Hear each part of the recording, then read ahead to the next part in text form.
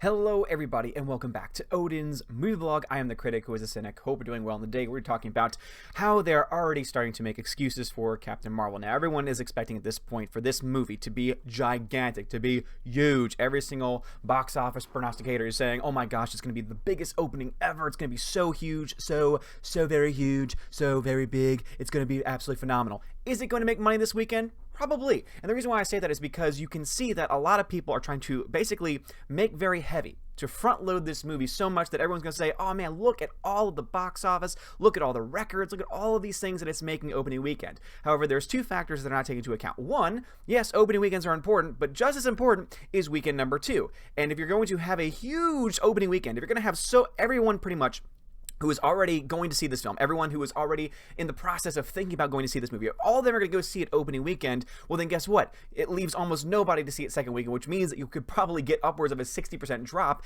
and if that's the case and it continues to have a fallout right after that, well then you're going to get to the point where it's not going to have a lot of legs, and then yeah, it made a lot of money opening weekend, but it really isn't going to make much else anywhere else. But also at the same time, they are once again still continuing to ignore a very important factor, and that is people buy tickets on the day. I've said this constantly at this point. I worked at a theater. I know how the box office works, and I know that most people, as you know, at least from Friday to Sunday, go to buy their tickets on the day that they are going to see it. Do people buy tickets in advance? Absolutely, especially in the age now where you can reserve your seats. Again, one of my local theaters, my 20-screen local theater, literally just changed last week to have every single theater be reserved seating. And when you have that type of mindset, when you have that type of reserved seating, guess what? It's going to push more people, especially younger people, millennials and younger, to actually go out and buy their tickets in advance. That way they can choose the seats and everything. And it's great. It really is cool to be able to do that. However, most people still don't really utilize that feature. Most people, again, go up to the theater on the day to buy their tickets. You know, there could be a day in the future where most people buy their tickets online, but we're not there yet. As someone who, frequents the movie theater, as someone who goes and supports movies constantly, I know just how long those lines are at the box office. It's not people going to pick up their tickets.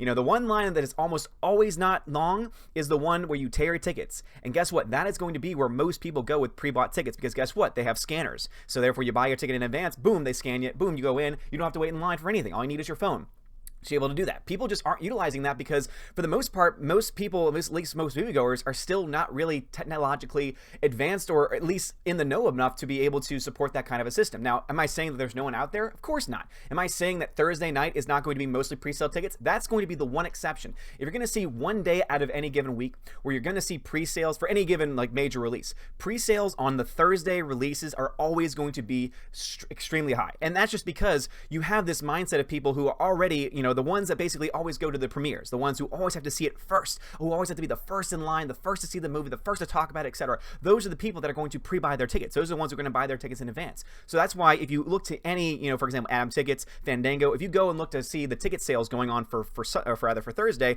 you're going to see almost most of the theaters, especially for that first showing, regardless of this movie, are going to be very close to sold out, or at least going to be very full. I mean, that's just how it's going to be. If you look to my own local Dolby, for example, the 7 p.m. showing tonight for Captain Marvel is essentially sold out at this point. The IMAX is selling very well too, and that's just how it is, because people, again, want to go see these movies first. And those are people who've bought the tickets a long time ago, not really a whole lot of new sales since then, and that's the reason why I think that people are forgetting that the pre-sales aren't everything. I made a whole video dedicated to talking about the box office numbers, and how pre-sales really don't mean a whole lot in the grand scheme of things, especially when you have a movie where there's actually a lot more going on behind the scenes. Yes, you might have a lot of people going out of their way to buy tickets. Yes, you have several campaigns. No one's not talking about this either. There are several campaigns out there to have, to support and to give money and donate money to let young, underprivileged girls not get food, not do things and get things that they actually need, but instead to go see a movie starring Brie Larson, and to be taught that this is what it means to be a strong female character, even though most people talking about the movie have said, oh, she's a wooden character and this is not the best representation of what a strong female character should be. Regardless of that, even people who are giving it so-called fresh reviews, they are still at least admitting to the fact that she's not the best choice for this part, that she's a talented actress, but when it comes to this role, she just isn't living up to it. And this is something where I honestly am not too surprised by this, because I've been a very strong defender of her as an actress. I think that Brie Larson, and a lot of other people don't agree with me on this, I think Brie Larson is a very talented actress. I think that she, for example, her performance in Room was absolutely fantastic. I thought that she was solid. I thought that she, pretty much deserved the Oscar that she got for it. But just because you are good in certain types of movies, just because you give a certain type of performance, doesn't mean that you're going to to be able to deliver on the big screen when it comes to the big budget superhero-led films. It's just not how it's going to be. And so what people are oftentimes forgetting is that when you take all of these things into account, and when your center, when your lead character, when the character for which the entire title of the movie is centered around is basically caught up in controversy, where she has written off essentially at least half the audience, when she has essentially gone out of her way to try and just push down people only because of the race of the color of their skin or their gender. Now, some people are saying, oh, people are just taking these as things out of context. It's like, no, I'm sorry, but she in her own words says, I'm not saying I hate white dudes, pretty much in that sarcastic fashion where it's like, you kind of are, and that's the reason why a lot of people are saying, you know what, I'm not going to go see your movie, I'm going to go see Alita Battle Angel instead, which is why I recommend to everyone, if you want to see Captain Marvel, go ahead, buy a ticket to Alita Battle Angel if it's playing in the theater near you, and then guess what, just go walk into the theater playing Captain Marvel, because guess what, then the money that you're paying for the movie at least goes to a movie that really deserves it, other than this, piece of hot garbage right here. Oh, you can't say that you haven't seen the movie. Don't worry, guys, I'm going to go see the movie tonight. Don't worry, I found a way to go to see the movie and be able to stand by my own principles, but don't worry, guys, I'm gonna come back. I'm gonna try and maybe do a live stream when I come back, just to give you my instant thoughts on that later tonight. So just keep posted on that. Just pay attention to the page, make sure that bell icon is clicked if you want to be a part of that, because I'm definitely going to be being very honest with my reviews. People say, oh, you're already biased against this. Trust me, I've gone into reviews being very or rather into movies being very biased against it, thinking it's gonna be trash, thinking all the negative things about it, and I've come out pleasantly surprised. It happens. If a movie is good, guess what? That can change my mind, because at the end of the day, I'm a guy that tries to make clear there's an objective side to movie reviewing, and there's also a subjective side. Obviously, I try and focus more on the subjective side because movie critics, or so-called movie critics, have become so obsessed with the subjective point of view that they have now allowed it to act as if it is their objective opinion. However, when you actually look to, for example, when I point out the Rotten Tomatoes scores, you see people who are giving it such low scores, 50% ratings, yet somehow, when they decided to say, oh, whether it's a fresh or rotten, I'm going to click fresh. Even though for other movies where they've given it the same score, they've chosen the other option. What I'm trying to show is that, there is definitely a subjectivity there that's going on to it, but also, guys, I can also be an objective person. I can tell you, objectively speaking, whether or not a movie is well made or not. But I can also give you my subjective experience too, because guess what? There are people out there who can separate the two. There are people out there who can say, this movie had great writing, this movie had great acting, great cinematography, great editing, but overall, I hated the damn movie. I mean, for example, I go ahead and look to The Favorite, for example. I hated The Favorite, but I'm not going to deny the fact that the cinematography was very well done. I mean, I think it was a little, this is where my subjective opinion comes in. I thought it was just a little too pretentious, but it was still very well done, very clean. The acting was fantastic, except for Emma Stone. But once again, I'm pointing out things that are objectively true. I'm pointing out things that I can actually, pretty much weigh and be very honest about. The problem with modern day criticism is that they don't do that. The problem is that they allow their subjective point of view to be their overall review altogether, which is why I'm trying to work on something behind the scenes. Trying to get my own, essentially my own website started off the ground. And is it going to be the next big thing? I don't know. Who knows? I know that a lot of people want a new place to go to be able to not only have places where the fans can talk about movies and not be censored, and not be, criticized for their points of view, or saying, I don't have no interest in seeing a movie like they did with Rotten Tomatoes, but also there's a place that people want to go to where they can trust the score. There used to be the days where, Rotten Tomatoes used to be that go-to place where people say, oh man, this movie must be really good. Now, of course, I've always been in the mindset saying, I look at the critics and audience scores. If both are high, it's a great movie, it's going to be a lot of fun, and there's a very high chance I'm going to like it. If I ever saw the audience split, where the audience is a very low score, critics is very high, well, then it says, okay, it's probably a very good movie, it's probably a well-made film, but it just doesn't have that retention factor to it. That's how you used to be able to read these things, but now you really can't trust it anymore. The problem with Captain Marvel is that it's really finding a place where you're blurring the lines, so much so that you have people making up these freaking excuses for this movie. Like, for example, the Mary Sue. So in the Mary Sue, on Twitter, they posted this, and of course, it immediately just got totally destroyed. I mean, 2.7 thousand comments to 175 retweets and 704 hearts. Trust me, almost all of those retweets are people saying, oh my god, this is stupid. And then, of course, 2.7 thousand comments are people saying, are you kidding me? And most of the comments were essentially like, oh, here are a bunch of examples. So anyway, according to the Mary Sue on Twitter, they said all the negative reviews for Captain Marvel are from that. Now, anyone with any mind could have looked at that and said, crap. That is total crap. If you're saying that every single woman going to see this movie liked it, every single so-called, great critic out there said that they liked this movie, anyone with a right mind, anyone that did not have their head shoved so far up their ass that they couldn't see the light of day, would be able to say, oh no, that's absolutely false. What's interesting about this, and the thing that just pisses me off, is that they put this out there, and of course it's clickbait. It was always meant to be clickbait, but they put that title out there, but then, and I don't know if they've changed it, because again, I don't know what the original article said, but let's just show it here. So again, all negative reviews from men, surprise, Marvel is fun, and most of the negative reviews are written by men. Shocking. Oh, Rachel Leichman. I mean, seriously, guys, I honestly still want to believe in my heart that this has to be some parody account, that this has to be a group of people who are just trolling everybody on a daily basis, because the things that this website comes out with, the things that the people on this website say are just so stupid, are so ignorant of reality that I can't believe that they're true. And yet at the end of the day, guys, this is a real website. These are real people really writing these things, saying, oh my gosh, it's not a shocking thing, Captain Marvel, it's getting all these negative reviews written by men. And yet if you look to the Rotten Tomatoes score, it's still got 82% of critics saying it's a fresh movie, even though the actual average rating right here, again, remember that I talked about this yesterday, the number that I looked to is continuously starting to drop. 6.88 out of 10. That's still a 68.8. Last time I checked, again, I'm a school teacher, 68.8 is a D. It's technically, actually, no, sorry. Yesterday it was at a 69.8, which was passing. It is now a failing grade. It is now a failing grade for its average rating, at 68.8%, guys. Yeah, that's an F. That's an F back in school, but apparently they haven't been to school in a very long time, so they figure, oh yeah, we're just going to do whatever we want. We're just going to, do all the things that it is that we want to do, and we'll say all the things we want to say, and twist the things when we can. But no, 6.8 out of 8. Yet somehow 82% of critics said, oh, it's a fresh rating, even though the ratings themselves are failing. Top critics is even worse, 6.3, a 63%. With a 65% saying it's a fresh rating. At least this one's a little bit more honest. To be honest, the all critics one should be closer to that one. But of course they can't, because this cannot be the lowest rated Rotten Tomatoes movie in MCU history. They just can't. They cannot let it happen. They cannot let this movie be this way. But just going into the front page, everyone's like, oh man, all the men. Okay, here's a woman right here, right on the front page. Oh, look at that. She gave it a rotten score. Now, yes, are most of the critics out there giving reviews to any movie gonna be men? Most likely, because it is a field that has been dominated by men for a long time. It's not, at least at this point in time, it's not because of inherent sexism. It's just because for the longest time, men were more drawn to this type of thought process. Men were more drawn to being critical of films. But when you have people out there who are basically trying to make excuses for this, to the point where, it's just the men, it's just the men. Well, I'm sorry, but when you're the one saying, Mary Sue, because I'm going to call you out here. When you're the one saying that we need to learn how to be more constructively meh about female-led movies, what you're saying there is now you're pointing out. So first you say, almost all the reviews out there, again, on Twitter, you said very clearly, all the negative reviews from Captain Marvel are men, and just to prove that it was not just some screenshot that was, oh, look, there's the live tweet. They have not taken it down. And yet they said, oh, no, we meant most. We meant most, not all. It went most, but then again, you can find perfect examples of women, pointing out and saying this is not a very good movie.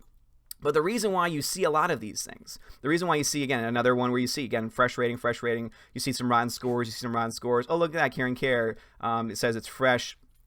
We got rotten score, Jordan, Christian Lopez, Laura Clifford. All right, now we're starting to get into some of the other ones. Jeremy Johns, love you, Jeremy Johns, says it's rotten. Thank you very much. The filmmakers think that in order to make someone look strong, you need to make them emotionless, and I just don't agree. And that's what you see in a lot of these reviews, are people saying that this is not a very good acting. In fact, it's so funny because you have certain reviews saying the opposite, saying, oh my God, she's a tour de force. Brie Larson does an amazing job. When you are saying that, when you're one of the few people that's defending a particular trait that's being criticized by so many other critics out there, that tells me that you are being completely full of crap. Especially when on Sci-Fi Wire, the podcast, guys, it was covered by Nerdrotic. So huge shout out and huge congratulations over to Nerdrotic's channel, because he just hit 50K subscribers, which is awesome. But he's the one that first uncovered it, showing that one of the critics there, who writes critics and submits criticisms rather, that are put up on Rotten Tomatoes, said basically that, oh yeah, every critic on their career at some point in time is going to fudge the review every now and then to save face.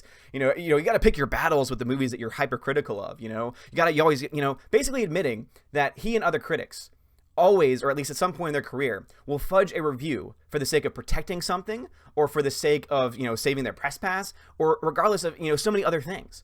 And it just bothers me that people have just, this is something that I've known for a long time, but the fact that a lot of these people would say, oh, I would never do that. Oh, I would never do that. And yet we're seeing not only someone admit to the fact, but then you're seeing when most people are saying, oh man, her performance is just not good. It's just wooden. It's lifeless. And then you have certain people going out of their way saying, oh my God, seriously, this is so good. But a dynamite Brie Larson gives a hell to cosmic villains, from Peter Travers at Rolling Stone, a top critic, a so-called top critic. It makes everyone just sit back and go like, what are you talking about? But going back to the comment about, oh, it's mostly men, critics out there. Well, I'm sorry, when you are a website that's mostly run by a bunch of, a bunch of feminazis, I like to call them, and you say, oh, we need to learn how to be constructive about movies that aren't very good. No. If a movie's not good, call it out. It doesn't matter if it's a female-led movie. It can be a male-led film. I'm not going to go out of my way saying, oh, we need to learn how to be constructive about, male-led films that are like, nah. Here's the thing. Most of the time, you don't hear people say male-led films. They're just films. What bothers me the most about all of this is that all of this, the criticism, the protectionism, all this stuff that's going on behind the scenes is all meant to try and divide people. That's all that it meant to do. Isn't that what you're doing right now by calling this out? No, I'm calling it out. I'm trying to point out, look at what they're trying to do. They're trying to pit man versus woman here, and that's just not how the things work. If you're going to say that a woman could not be able to connect to a character unless that character is of the same gender or the same race, I'm sorry, but that's ludicrous. If you're trying to say that a young black girl can't connect to Wonder Woman, I'm sorry, but that's ridiculous. Of course they can. Guess what? You can be any race and any gender and connect to any character. Because if it's a good character, if it's a well-developed character, a well-written character, there's going to be at least one quality and one trait that you'll be able to attach yourself onto. Sometimes there's several traits, and that's why you have certain people that say, I love this character. This is my favorite character of all time. It's not because there's just one thing. It's because there's a lot of things. And so they look to this character and say, this is the person that I can connect to. This is the person that I feel in my soul is someone that represents who I am. And that's regardless of race or regardless of gender. The problem with all of this is that everyone's like, oh my God, we need female-led films. Female films are great. And, they're saying that we want female-led films, and so let's give it to them. That's just like your opinion, says Princess Weeks. But you're the one that's trying to say, oh, guess what? If a movie's not very good, which is what you're insinuating here about Captain Marvel, because guess what? Most of the reviews have been pretty meh. Again, 68% failing rating. And you're saying, oh, if you're being, be constructive. Be constructive. If you hate a movie, if you think a movie's not that great, be constructive with it. Protect it for female-led films. I'm sorry, but if this isn't blatant sexism, because guess what? She didn't say this about male-led films, or any film for that matter, because guess what? I don't say a movie as a female-led film or a male-led film. The only time I ever use those terms are when I'm trying to throw it back in their faces. I just see a movie. Captain Marvel should have just been another MCU film. But apparently it's just a boring generic film with a boring generic lead who also, guess what, has gotten a lot of controversy around that film in the process. So all these people are going, oh yeah, it's going to make so much money. Yeah, it might make money opening weekend. I don't think it's going to make the $350 million that Mr. John Campea and other people have been saying, oh my gosh, it's going to make that much money. No. The reason why is because, yeah, your Thursday night is going to be really good. Guys, tonight, I'm telling you right now, the box office number is going to look pretty good. It could be the best. It could be up there like top 5 MCU films. It could be up there. Because guess what? Most people who wanted to buy this film, who wanted to support this film, who wanted to fudge the numbers, they've already bought their tickets for it. That's already, in the books. This weekend, though, is a entirely different story. This weekend's a entirely different story. I'm going to do an entirely different video talking about the box office numbers, the video for the weekend, and also showing why they're already trying to make more excuses and trying to say, oh my gosh, this is going to be a great moment for film. It's going to be a great moment for the SJW movement. It's going to be a great moment for identity politics in film. And I'm going to get to that a little bit later. But the point of all of this is to say that they are already making excuses. Basically, if this film fails, they're going to say, oh my God, it's because people weren't constructive enough. Because, oh my God, the critics, they gave it an 82, only 82% of them liked it. That's such a low number compared to all the other ones. I mean, Black Panther was a 97+% movie, and this one should have been up there too, and they should have been more constructive in their reviews. They shouldn't have given it, a 6 out of 10 or 4 out of 10 or, whatever rating scale they do. No, they should have been more constructive with it. They should have protected this film. Or they would have said, oh, yeah, you know what, guess what? The only reason why it's doing poorly is because, oh, guess what? Most of the negative reviews are written by men. Which I've already explained. Yeah, of course, most people writing these reviews are men because guess what? It's an occupation and job that is more likely going to be drawn to, or more men are going to be drawn to than women. It doesn't say that women can't do their job. Again, I just showed you several women out there who are doing this and are doing it very well. And then there's also other ones because guess what? Just as any man or woman can be a shill, you see the same thing happening as well. But this is the excuses that they're going to put out there. They're going to say, if this movie does not do well in China, if this movie does not do well like opening weekend, like Friday to Sunday, it's going to do well tonight. Again, I already predicted this much. Thursday night is going to be very good. Tonight is going to be a very good box office night for Captain Marvel. Friday to Sunday, though, is the big question mark. Because as I said, most people showing up Friday to Sunday are going to be buying their tickets on the day. And if enough people sit at home, or if enough people buy tickets to something like Alita Battle Angel or something else, that is where you're going to see more of a disconnect. And it's going to be very interesting to find this out. And as I said before, the two numbers that I'm looking at are China. Because, yeah, the pre-sales might be good in China, but that does not mean that people are going to show up on the day in China, especially if there's all this, SJWism going on, because China's audiences do not really respond well to this kind of nonsense. So it'd be very interesting to see the China number, but also that week 1 to week 2 drop-off. Those are the two numbers that are going to tell us how much this movie is actually going to make by the end of its run. It's, of course, going to make a lot of money Thursday night, probably even Friday, too. But as the days go on, I have a strong feeling, based on the reviews, based on people saying that this is indeed a feminist film. Again, you have people on Rotten Tomatoes who have submitted their reviews saying this is a feminist film. You have others saying it's not feminist enough. You have people, basically trying to fight over this film, trying to, basically twist it in whatever way they can to try and say it's good or it's bad, and they're trying to fit this middle ground. Basically, this is a generic, bland MCU film that really has no reason to exist at this point in time.